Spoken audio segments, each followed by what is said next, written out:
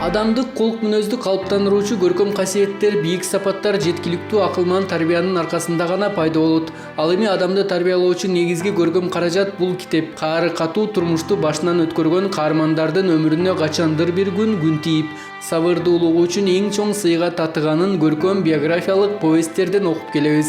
Бүгүнкү бир китептин баянында суктандырарлык мүнөзү менен дүйнөнү жарыктандырган каарман Поллианна жөнүндө сөз болот. Саламатсыздарбы, урматтуу достор. Биз бүгүнкү чыгармада Элинор Портердин Поллианна романын сөз кылабыз. Эми Поллианна романында эң негизги каармандар Поллианна кызыбыз өзү болгон жана ошондой эле ата-энеси, анан тайэжеси. Поллианна кызыбыз 11 жашына толук жетим калат. Ата-энесинен ажырап, тайэжесинин колуна келет. Тайэжеси заманбап заңгыраган чоң үйдө жашаганына карабастан Поллианна кызыбызга тилекке каршы кичинекей үйдөн орун берет. Аталган повесттин баш каарманы Поллианна аттуу бийкеч тууралуу. Ал 11 жашында жетим калат жана тайэжеси менен жашаш үчүн кичинекей шаарга көчүп кетет. Анын тайэжесинен алган сабагы турмушка ыраазычылык айтып жашоону адат кылат. Ал өз кезегинде өзү жашаган бүт шаарды жөнөкөй оюнга үйрөтө алат. Бардык жерде жада калса мүмкүн эместей көрүнгөн жерде да кубаныч табууну үйрөтөт. Аябай ошол жерде муңга батып кайгырат. Бирок үйгө кирсе картинкалар жок, жарыктык жок, күзгү жок. Бирок ага дагы болбой, терезеге барып, эшиктеги сырттагы жаратылышты көрүп, бул жерден сырткы жаратылыш аябай кооз көрүнөт экен.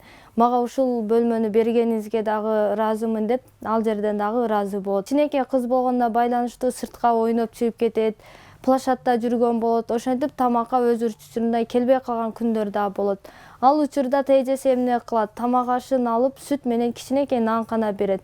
Бирок Поллианна кызыбыз бул менин жакшы көргөн сүйүктүү тамагым да деп тамшанып, сүт менен нанды жеп, анда дагы өз ыраазычылыгын айтат. Сиз менин жакшы көргөн тамакты бергениңиз үчүн сизге рахмат деп. Тайэжеси дагы абдан таң калат. Сага канчалык жамандык кылсам дагы сен бардык нерсеге ыраазы болгон кандай кызсың деп. Өтөт, арадан күндөр өтүп, бир күнү Поллианна кызыбыз эмне болот? Мектептен чыгып келип атып, машина уруп кетет. Машина уруп кетип, аны ким урду, кандай болду, кайсыл жерде болду белгисиз болот. Тайэжеси үйүнө чыгарып келип, бир жума жатат, бүт денеси ооруп, өзүн ушундай кыйын сезип ыйлайт Поллианна.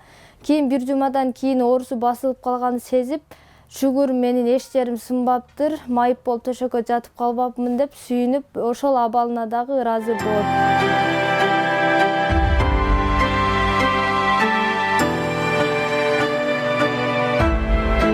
Ыраазы болуу оюнун Поллианна кызыбыз кичинекей кезинде атасынан үйрөнгөн болот.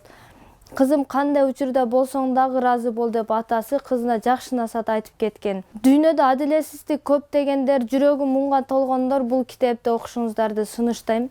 Бул китеп 100 жылдан ашык болсо дагы окуган адамдардын жан дүйнөсүнөн орун алып келген китеп болуп эсептелинет.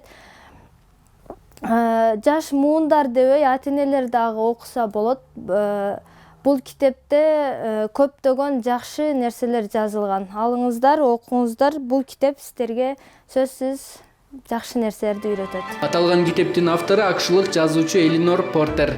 Элинор Портер өзүнүн жазуучулук карьерасынын жылдарында 4 томдук аңгемелерди жана 14 романдарды жараткан. Алардын катарында Мисс Билли жөнүндө триология, Жон гана Давид, Бактылуу Мэри Мари сиңдилер жана башка чыгармалары бар. Ошентсе да ага дүйнө жүзүндөгү өчпөс атактуулукту 1913-жылы жарык көргөн балдарга арналган Поллианна повестинен тапкан. Бул чыгарма эң жөнөкөй тилде жазылган өспүрүм курактагы окуучулар үчүн эң сүйүктүү чыгармага айланган.